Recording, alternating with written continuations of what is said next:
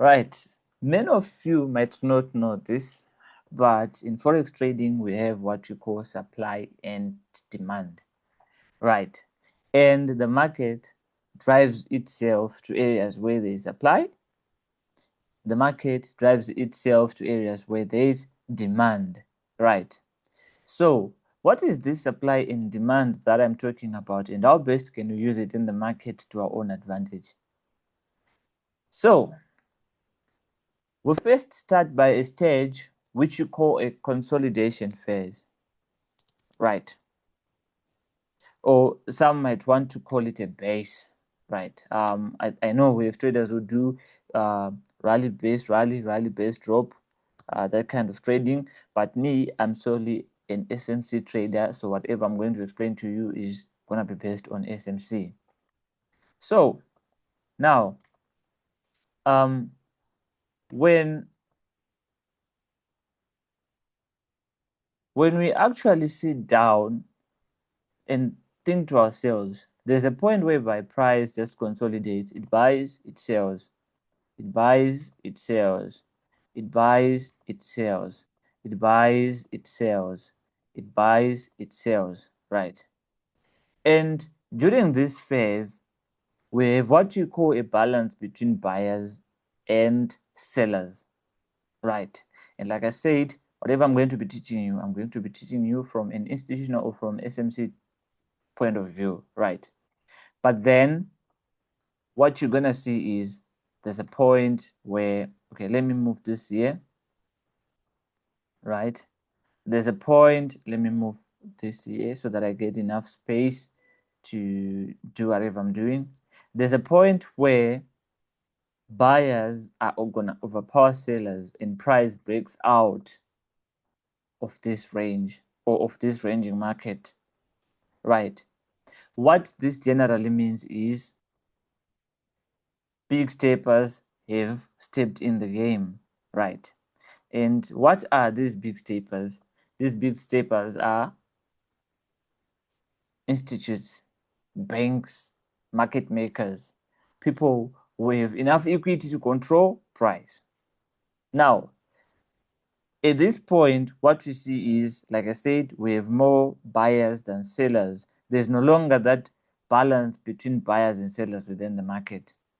And this is now what we call a demand zone. Right. And generally, demand and supply work the same way that premium and discounting levels work. But the only difference is this is more of precise. You're trying to look at precise zones that you can say, all right, my price was in a discount level, but I want to solely target this exact point for me to buy, right? So the reason for existence of this demand zone is buyers have stepped in the market. I'll repeat it again. And who are these buyers? These buyers come in form of institutes, banks, market makers, right? But someone would say, all right, this is a breakout. And if this is a breakout, I would want to come and trade a breakout. Not knowing or not realizing that we had a consolidation phase, which means something before price broke out. And what this generally means is, as long as we had a balance of buyers and sellers, and buyers overpowered the sellers, what we automatically create is a demand zone. Right. I'll come back to it. I'll go to supply. Right. We want to do this stage by stage. For supply now, we say our price was ranging, but then all of a sudden, sellers overpowered what we call buyers, meaning that it broke out going down, right? And now this become what you call our supply zone.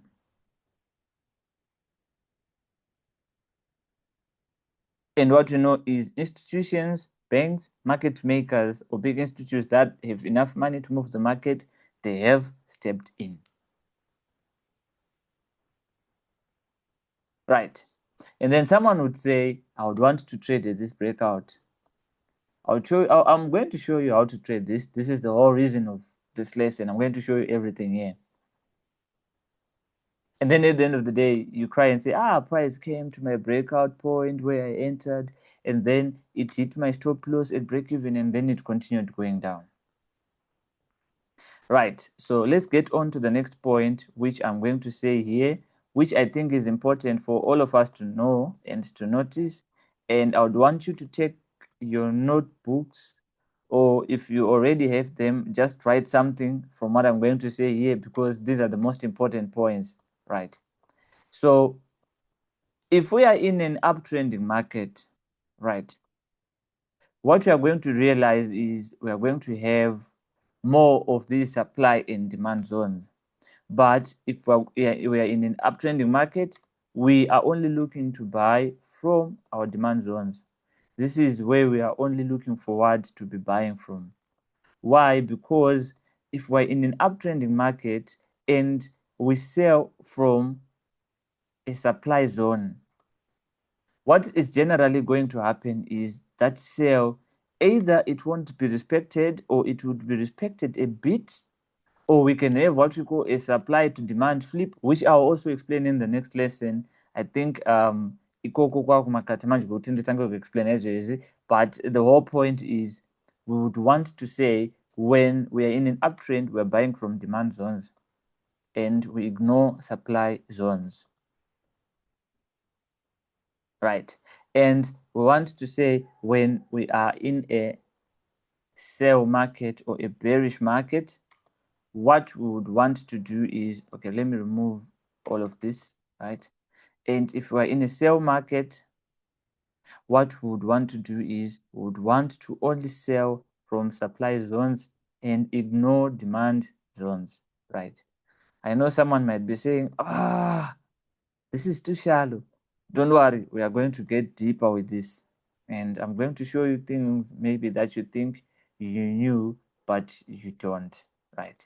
So we are willing to be selling from supply zones and ignore demand zones. That is if we're in a downtrend, right? So first things first, we now know what a supply zone is. Theoretically, we've explained what it is. We now know that when we are buying, we only buy from demand. When we're selling, we only sell from supply. So let's go deeper now. Now, what is the correct way to enter a supply and demand zone? And how do you correctly spot that this is a supply or spot that this is a demand? And which demand zones can you say these ones are the most important and these ones are not the most important? Right. I'll start with these diagrams and then I'll go to the actual chart. So whenever we create a demand zone, right, I would want you to know this. When we create a demand zone, we wait for price to come back with it to that demand zone. What we do is we don't want to trade a breakout. Although I know we have different types of traders, right, that would want to say when we break out of a demand zone, I would want to come and trade that breakout. But then what we see is when we break out of a demand zone, what we get is an impulse, right? And that impulse move, what is going to leave behind is going to leave behind gaps, right, or FVGs, right? And this is what we really want to see whenever we create a supply or a demand zone. And it's now, as price moves up, it loses strength. Why? Because it cannot pick up more buy orders. And so what it generally tends to do is it creates what we call temporary supply zones. And how do we see that these are, or how does it create these temporary supply zones? Step step in the market, and in your smaller time frames, they create temporary supply zones, and then price moves back down. And what is the magnet of this price moving down, remember we had institutions that entered here, and institutions that entered. Oh, sorry, Ish, my English is bad there. Institutions, right? It's because I'm typing, right? With institutions that entered these areas, and as they entered these areas, remember everything that I've taught you from the previous lessons. We need to have what we call healthy price action, and this fair value gap, it creates a state of unfairness within the market by creating a gap, meaning there's no healthy price action within the market, so now this becomes a magnet to the market that prices to come here, and then instead of witnessing our price go down, what we need to witness here is price bouncing back from that demand zone, and then it continues up. Remember, we are only buying from demand zones because we are already in an uptrend, now when price comes and reacts in this area, what are we looking for? We are looking for any leads, change of character, a break of structure, and then we continue with the market. But remember, when price gives us a break of structure, or just before it gives us a break of structure or change of character, it tends to play around a bit, gathering momentum. And that momentum, what it does is it leaves us with another demand zone, right? Meaning that price is likely also going to, at some point, going to come back to that demand zone, reacting it, and then go up.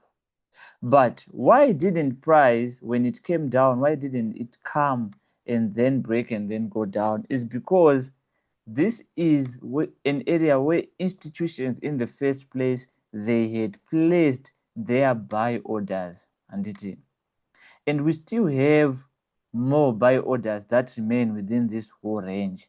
So when price comes and weakens from this impulse move and it corrects, it comes and picks up those orders again, and then it goes up. So now what institutions are doing at this point is they are now defending this area, and they are now defending that area, and then price moves up. This is the opposite for a downtrend. I'm going to take this stage by stage so that it doesn't confuse us, so this is the same for a downtrend, whereby we are going to solely be focusing on a supply zone. And now the difference is, when we are on a supply zone, the supply zone is going to look like this, right? Let me remove this. Let me remove all of this. Oh, okay. Let me just rub it off. Now the difference is, when price now, let's say this is when we had our first consolidation, right? And then price broke out, and what we got was an impulse, and as price fell, it weakens, and it creating a temporary demand zone. And then price, what does price do? Price comes back up, reacts in that supply. And for what reasons? For the same reasons why it reacted when we were buying, because this is an area where institutions had entered, they are defending this zone. There's more sell orders at this zone, and then it goes down. And what we really need to see, we need to see something like a fair value gap, which attracts price when it comes back. And when price comes within that supply zone, we need to get a reaction, and then it falls. And this reaction might come in form of a break of structure, a change of character, and then we fall down. This is a very huge topic, and we're just getting started. This is just the intro. I think we're going to be having like 4 or 5 lessons on this. So hang on tight, guys. And now, how do we properly mark a supply zone and spot it? Right. I have ways that are not textbook ways that I'm used to teaching people. And one of those ways I'm going to tell you about that. Obviously, some of the things I share them with my private students. I won't share everything, but I'll share things that work here and it. So if you feel like you know what, I need more data or information, you can just come and then enroll in one of our master classes.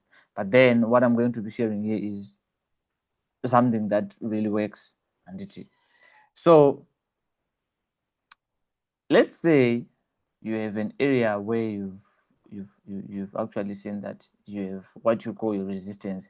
I think this is the only topic that I tolerate talking about, support and resistance and it. And as you see that you have an area of resistance, you see that when price comes and hits your resistance, sometimes when it comes back, it doesn't come and hit that resistance. But have you ever really looked at why it doesn't hit that resistance? Most people don't see. Just as much as it comes and hits your supply and your support. When it comes back, sometimes you're expecting it to come and hit your line, but it doesn't hit your line. But what happens is it goes up and it can. And then you are like, it missed my resistance or it missed my support. But often what we see is soon after we start reversing a trend with that one thing that we call our first consolidation and then price moves. This is one of the easiest ways we can spot a supply, or just after hitting a support and then price consolidates and then it goes. This is one of the easiest ways to spot a demand. And so we have different ways now that we can try to explain technically.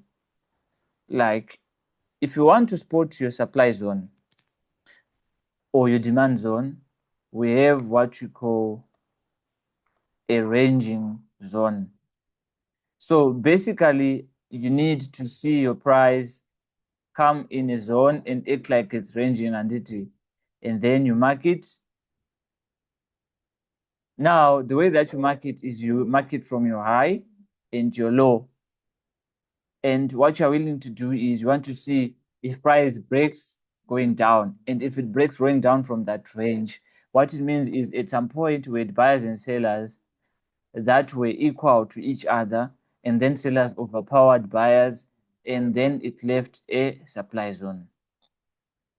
Now, the other method is the pivotal method. Let's say all along what we were doing, let me try to mark this as a candlestick candidate. Let's say all along Anditika, let me put green on this and let me put green on this.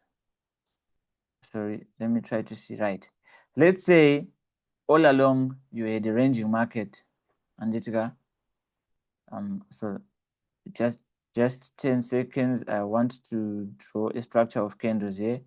Let's say you had a ranging market here. You had a ranging market like this, and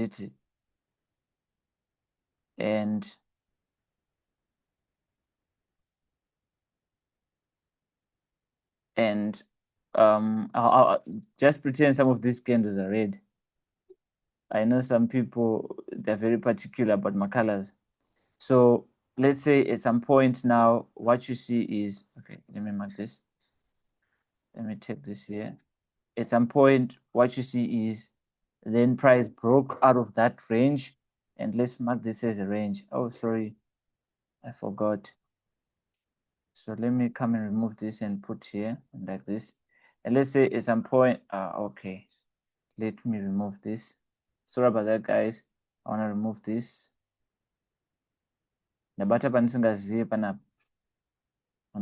Okay, so let me do this, right? And let's say, oh, okay. I think what I need to do is this.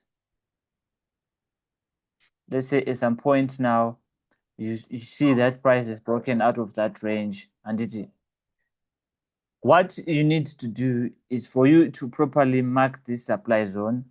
You are now not considering this whole range, but you're just coming and you mark this last buy before you sold in this last buy before you sold range, meaning that when price comes back in the future, it has to come and then go up. Okay, just to say.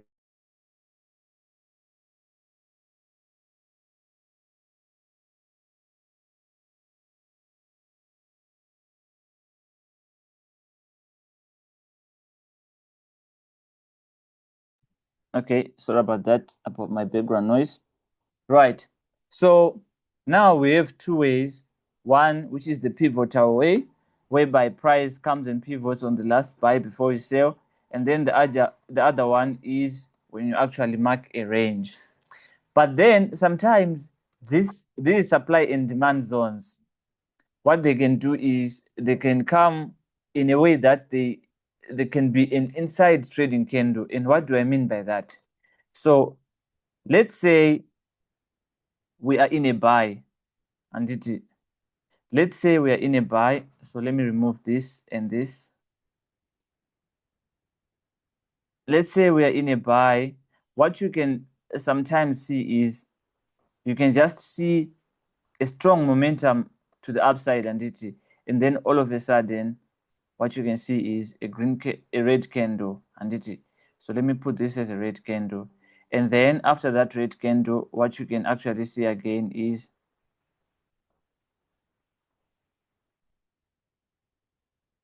a green candle going up.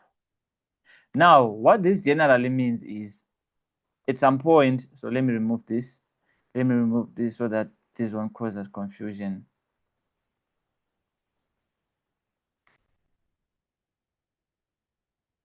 Let me remove this.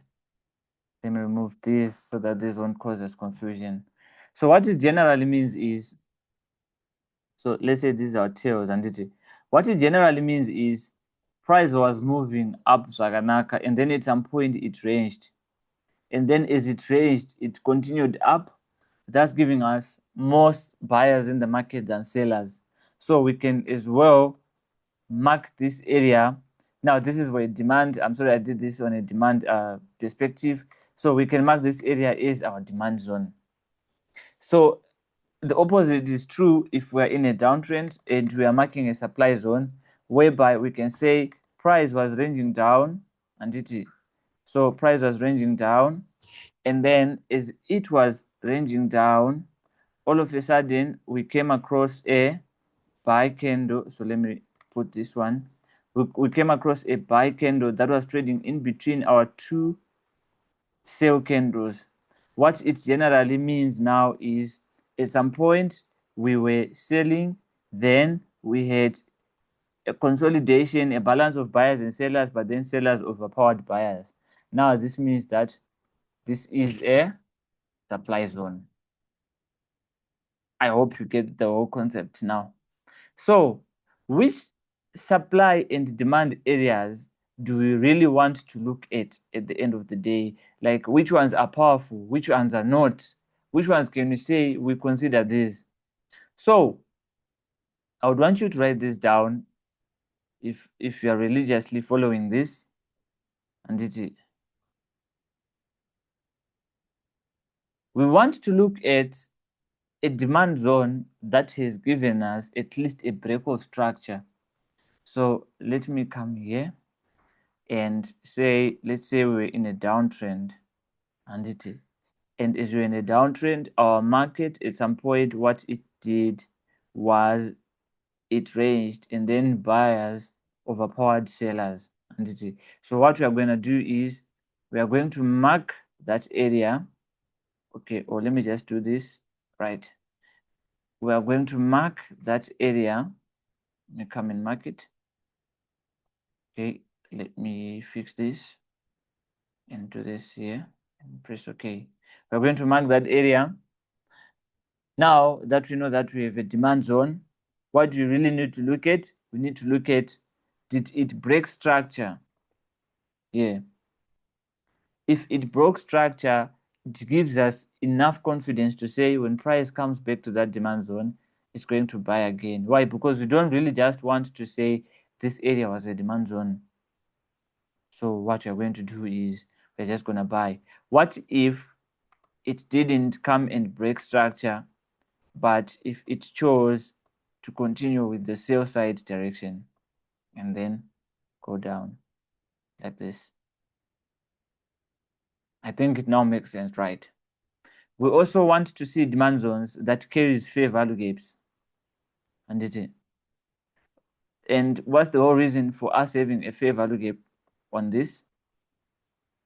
Sorry. So let me mark this as a fair value gap area. Let's say this is our fair value gap. This means there is an imbalance within the market. So price at some point it needs to go up, come down in that fair value gap, fill it, and then continue. And let's say, okay, now this one that I want to talk about is pretty much of its own topic. So what I can just do is I can mention it, and then on the next session that we're going to have, I'll focus on it. We want to see what we call a 3-step liquidity grab, and then we need to see a rejection, or what we call an FU candle, an institutionally funded candle, a break, and then a retracement to that zone. So what I generally mean by that is, like I said, this is pretty much a big topic. What I generally mean by that is, let's say we had a flag here, right? And what lies below this flag, we have many people that are going to be buying from this flag. Why? Because they will think that this is a trend line. But then there is liquidity that lies here, and if there is liquidity that lies here, what I would want to first witness is I would want to see that liquidity get taken first. As it gets taken first, I would want to see an institutionally funded candle around this area, and then a breakout structure, and then a retracement back to that area, and then we continue.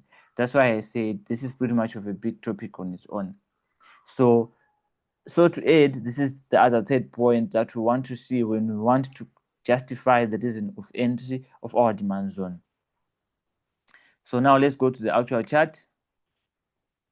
I don't think time is going to allow us to continue doing more things, but we'll go to the actual chart and we'll just pick any trade that we see along the way. Right, so let's say I want to pick USDCHF and want to see these areas of demand and supply that I'm talking about and how price reacted when it came back to those areas. So let me move to the 4-hour. And the other thing that we have to know is it's good for us to spot these in larger time frames. Unlike any other concept that we trade, if you spot your good supply and demand zone in your larger time frame, then come up with the reason, like, okay, I've seen that I have a supply and a demand zone in my H4, but if I move on to my M15 or M30, I'm seeing that I have a gap. That's enough reason for you to enter the market using that criteria. So now let's look at price. Let's look how price reacted, and yeah, let's try to spot these supply and demand zones as much as we can, and we can move on that. So first things first, we had this buy, we had this bullish market, and as we had this bullish market, what do we actually see? We had our first consolidation where we can mark. And another thing that I forgot to mention, soon after you start changing the direction, if you see these areas of bigger wicks or rejection, these are some of the areas that you would really want to come and mark as your supply and demand zones. So what you see is, what did price do? Price came, then bought, and then came to that supply and fell. But then at the end of the day, I would want you to look at something. This is a demand zone, but this demand zone is not going to be relevant for us. Why is it not going to be relevant for us? Because we now know that we are in a downtrend, and we've already had our change of character, we've already had our breakout structure, and we now know that price is now starting to just reverse. So we wouldn't want to say when price comes back to this demand, we want to buy from it. Rather, we want to ignore it. Why? Because we are now in a sell side momentum. We are now in a bearish direction. So what did price do again? When it came and reacted on this supply here, it came again and left another supply where here, I think we can all see it. In this supply zone, what did it come with? It came with a gap that we see over here. And when it came with a gap, price came back, filled the gap, and then fell.